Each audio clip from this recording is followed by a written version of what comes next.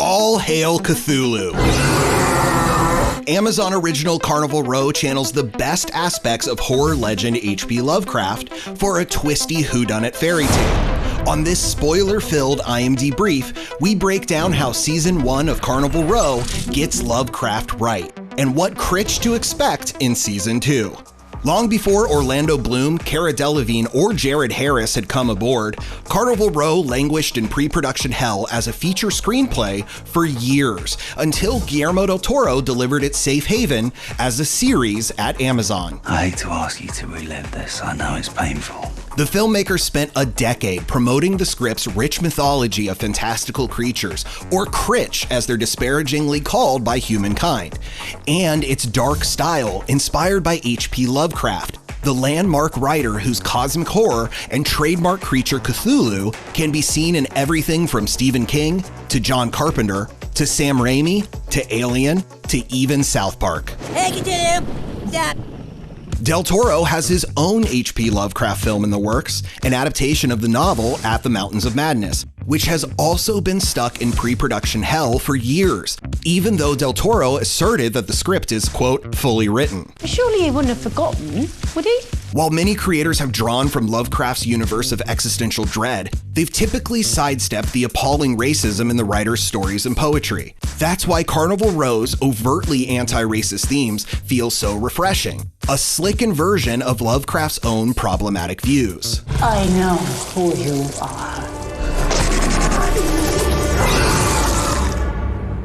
Filmmaker Jordan Peele has a different spin on the writer's work in production at HBO, a series based on Matt Ruff's novel Lovecraft Country that resets those age-old monsters amongst the racist monsters of 1950s Jim Crow America. How dare you consort with a f***ing animal? You'll destroy us! And speaking of monsters, the Dark Asher, a puppetable golem made from body parts of the deceased, is Carnival Row's most direct reference to Lovecraft, specifically his beloved Cthulhu, with its humanoid shape and tentacly octopus head, but it's doubtful that it'll be back for Season 2. Now, the Dark Asher may be as dead as Chancellor Breakspear, who had to be assassinated twice for it to finally take. Tell me! But those racist segregationist views that Lovecraft also held will once more rear their ugly heads in Season 2, as Breakspear's son Jonah takes over as Chancellor and exiles all Critch, including Vignette and Philo, behind the barbed-wired fences of Carnival Row. We have crossed a line in the sand, and we can never go back. Wait, was that a centaur? I knew there were Fae and Fawn, but where was a half-horse, half-man hiding all 8 episodes? Maybe we'll find out in Season 2, which was announced before the first even premiered.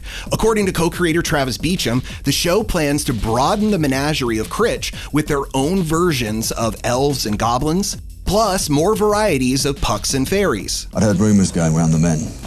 It's hard to believe. Beacham also revealed to expect more political themes in Season 2's 8 episodes. But, quote, we don't just want to do, oh, who's our Donald Trump? Instead, we want to tackle the issues that are currently in the real world, unquote. Yeah, and it seems like you already killed off your Trump in Season 1. For more Lovecraftian and trending tales, stay glued to imdb.com/imdbrief.